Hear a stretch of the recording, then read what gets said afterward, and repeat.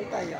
Celebrando a missa, com cerveja, eu estou aqui mostrando as pessoas, muito bonito.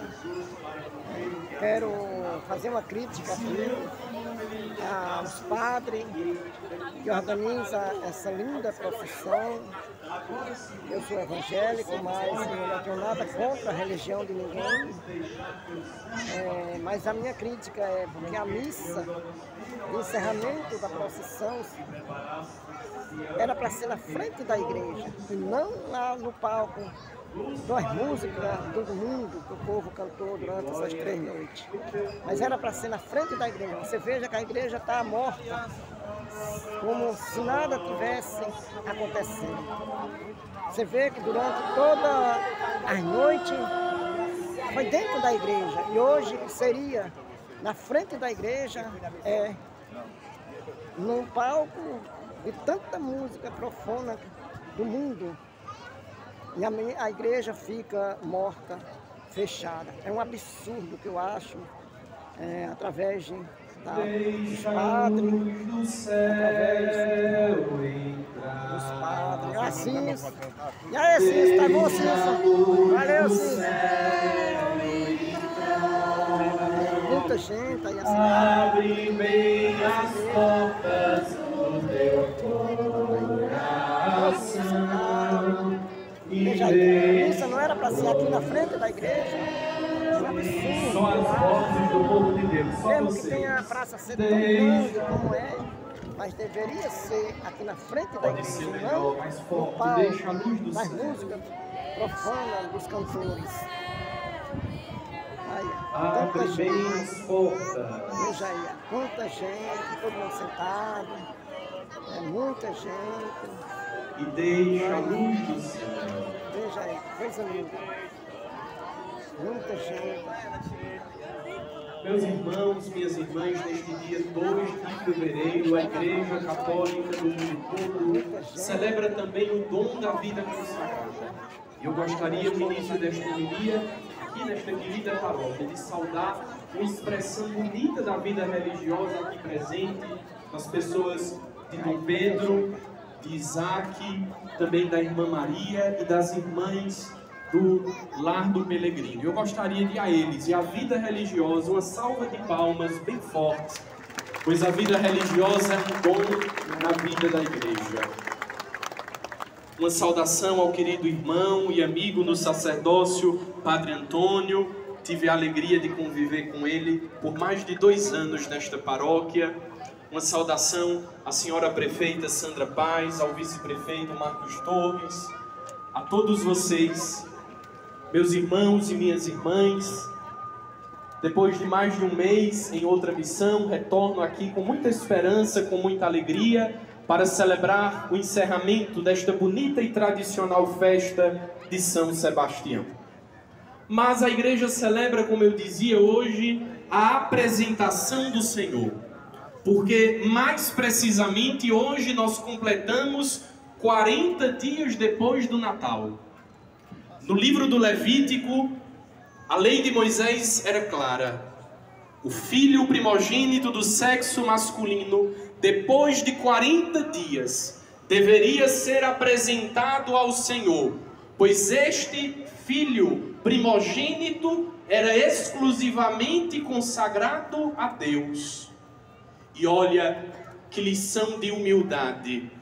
Jesus, que é Deus eterno, que entra na história, obedece à lei de Moisés, entra na dinâmica da lei do seu povo.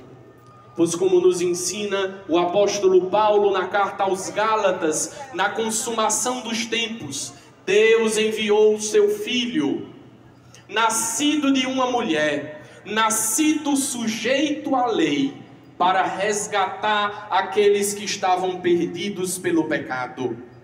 Por isso a festa que hoje nós celebramos, poderíamos dizer, sem medo de errar, é a festa da humildade. Só é grande no reino de Deus aquele que se faz pequeno, aquele que é pobre, aquele que é humilde, pois Deus eterno entra na história assumindo a matéria humana e entra na dinâmica da lei de Moisés. Ele que é maior do que Moisés e os profetas, para nos salvar, para resgatar, para entrar também no templo do nosso coração, para nos consagrar ao Pai eterno, Jesus então é consagrado no templo de Jerusalém. Humildade e obediência. Sem estas virtudes, meus irmãos, nós não chegaremos longe. Sem a humildade, sem a obediência, nós não chegaremos no céu. O glorioso mártir de Cristo, São Sebastião, nos ensina, com seu testemunho de vida, estas duas grandes virtudes. Ele é humilde, porque ele reconhece que aquele Senhor que ele servia, o imperador romano, não é maior do que Deus. E por isso ele muda de rota, muda de mentalidade. Só é capaz de mudar de mentalidade, de mudar o olhar, aquele que é humilde. Quando nós aprendemos na lição da vida, como São Sebastião, que o que mais importa é obedecer mais a Deus do que aos homens, nós não levamos a sério as nossas opiniões. Quantas pessoas na sociedade atual, por exemplo, no mundo político, econômico, cultural, vivem uma verdadeira guerra porque não reconhecem a grandeza do outro, porque não reconhecem a beleza que a verdade do outro também pode acrescentar em nós. É somente com a virtude da humildade que São Sebastião nos ensina, que Jesus, nosso Senhor, testemunha com a sua apresentação, todos nós chegaremos ao céu. E ele é apresentado 40 dias depois do Natal, também prefigurando uma realidade forte, que todos nós iremos viver daqui a alguns meses, a Páscoa. Reparem que é um menino, é o recém-nascido que entra no templo, mas muitos anos após, este menino já crescido, Jesus já adulto, entra novamente em Jerusalém. Agora ele entra não para ser apresentado, agora com 33 anos de idade, Jesus entra em Jerusalém para ser sacrificado. Porque não existe consagração sem sacrifício. Aqui, os irmãos e irmãs religiosas, uma saudação também ao querido Padre Arinaldo, aqui presente. A consagração não é um mar de flores. A consagração requer renúncia, sacrifício, doação, generosidade. E por isso que este mesmo menino agora entra em Jerusalém montado no jumentinho, é o que celebraremos na Semana Santa, para no alto da cruz sacrificar-se, entregar a sua vida pela salvação da humanidade.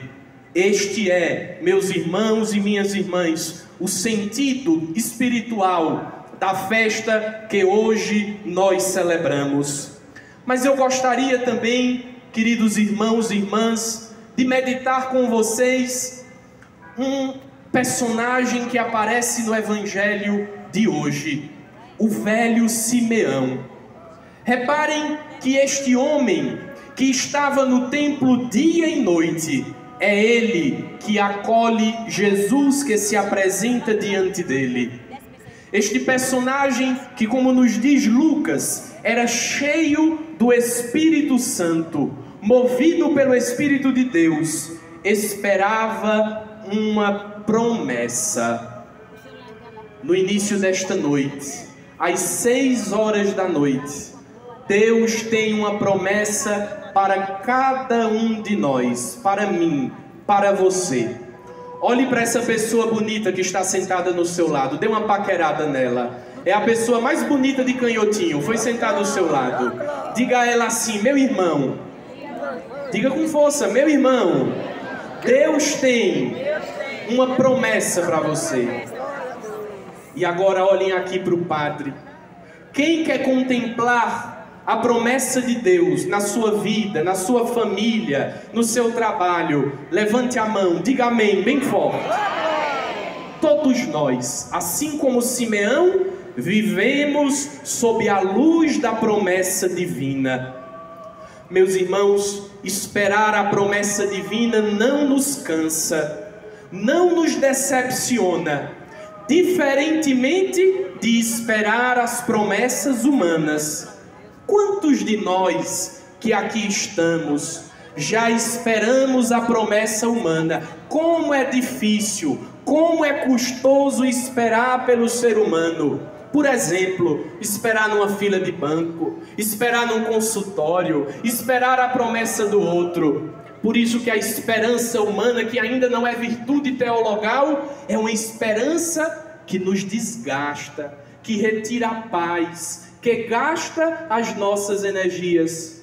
Por isso, meu irmão, minha irmã, eu gostaria de dizer, não espere muito das promessas desse mundo. Este mundo, meu irmão, minha irmã, não tem nada a lhe oferecer. As pessoas deste mundo, por mais boas que sejam, são falhas, são limitadas, são pecadoras. Esperemos, portanto, somente de... Por isso que os antigos já nos diziam, quem espera em Deus não cansa. É o que está escrito no Antigo Testamento. Aqueles que esperam no Senhor revigoram as suas forças. É isso, meus irmãos e minhas irmãs, que Simeão esperava. Ele tinha uma promessa acerca de sua vida. E olha só o que o evangelista Lucas nos apresenta. Esse jogo de frase bonito. Ele não veria a morte antes de ver o Messias. Porque o Messias é sinal de vida nova, é sinal de eternidade, é sinal de salvação em sua vida.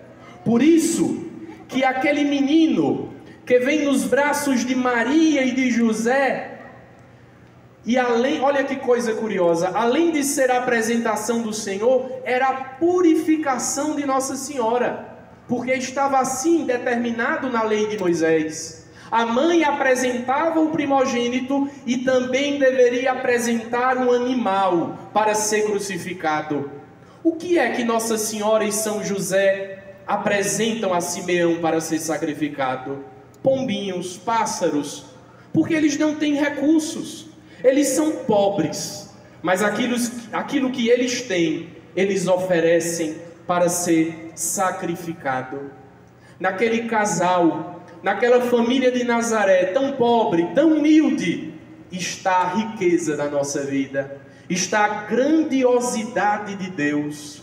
Por isso que no versículo 28 do capítulo 2 de Lucas, ali no templo de Jerusalém, Simeão tomou o menino nos braços. Olha que versículo poderoso, para dizer a mim e a você, meus irmãos, que aquilo que Deus prometeu para nós, aquilo que é nosso, ninguém tira, está nas nossas mãos. Deus tem preparado para mim e você algo grandioso,